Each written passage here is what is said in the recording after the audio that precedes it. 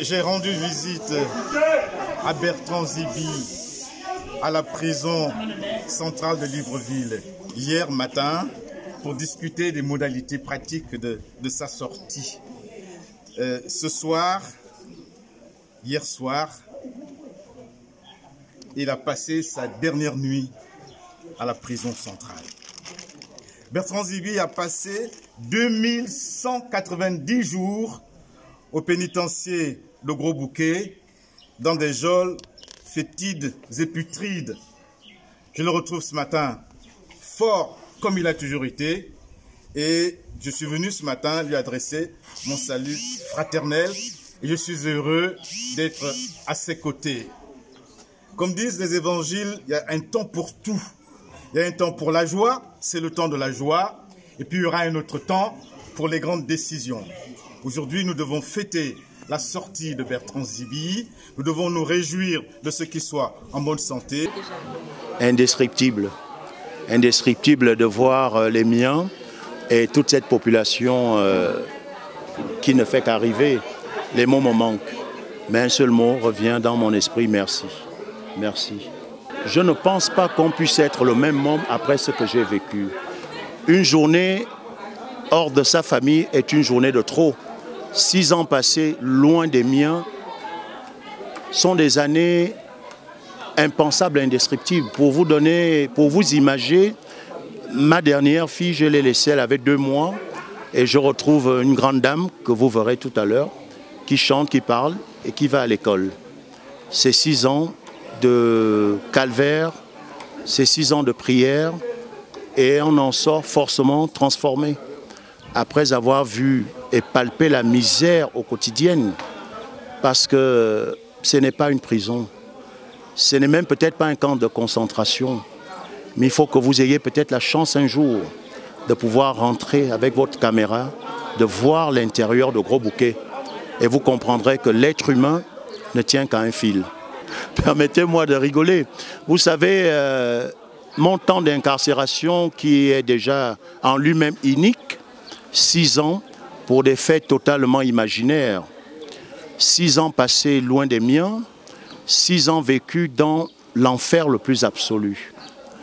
Pour vous donner une petite idée de ce que j'ai vécu pendant 6 ans, j'ai été 6 mois dans un quartier où je ne savais pas quand il faisait jour ou nuit. J'ai vécu, et dans ce quartier, le CB, j'y ai perdu 7 co-détenus. La mort rôdait autour de moi permanemment. C'est-à-dire, vous dormez, vous vous réveillez, il n'est plus parce que vous le touchez, mais il a gonflé. Ensuite, j'ai passé 4 ans et 3 mois au CA, qui est un autre quartier disciplinaire de la prison centrale de Libreville, où j'ai vécu avec des malades mentaux, des fous, complètement fous, comme ceux que vous voyez déambuler dans les rues de Libreville, totalement à poil, mangeant leurs excréments. Et ensuite, je vous épargne les tortures qui, elles, m'ont marqué dans ma chair. À plusieurs fois, j'ai perdu connaissance. Plusieurs fois, j'ai été donné pour mort. Mais grâce à Dieu, mais surtout à vos prières, aux prières du peuple gabonais, je me trouve debout devant vous. Je suis quelqu'un aujourd'hui qui fait totalement confiance au Seigneur Jésus-Christ. Si quelqu'un m'a sorti de prison, c'est le Seigneur Jésus-Christ. Il n'y a eu aucune tractation. Oui, il y en a eu, de très grosses tractations, mais pour quelqu'un qui avait déjà tout perdu, je pense que je laisse à ceux-là. De toute façon, on ne fera jamais l'unanimité. Et même ma sortie de prison, elle est particulière. Je suis sorti de prison à 4 heures du matin. Je ne sais pas si vous connaissez beaucoup de détenus qui ont été libérés à 4 heures du matin. C'est pour vous dire que vos prières, les prières du peuple gabonais, ne sont pas tombées par terre. Nous prions un Dieu vivant, un Dieu juste, un Dieu d'amour. Je suis dépourvu de toute haine. Le plus dur pour moi a été de prier pour mes ennemis, comme nous le recommandent les Saintes Écritures. Aujourd'hui, je prie pour mes ennemis. Je fléchis mon genou pour mes ennemis. Et Dieu m'a gardé vivant, en lui je rends toute grâce. Il est trop tôt pour moi de me prononcer sur quoi que ce soit.